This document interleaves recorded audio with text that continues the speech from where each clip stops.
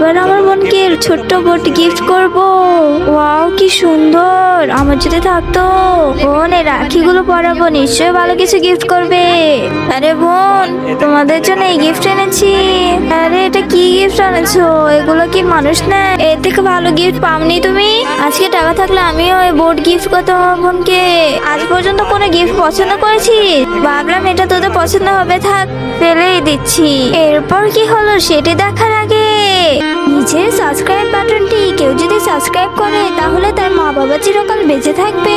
আর যারা লাইক করবে তাদের মনে আসা যেন পূরণ হয়, আর আমি দোয়া করে দিলাম।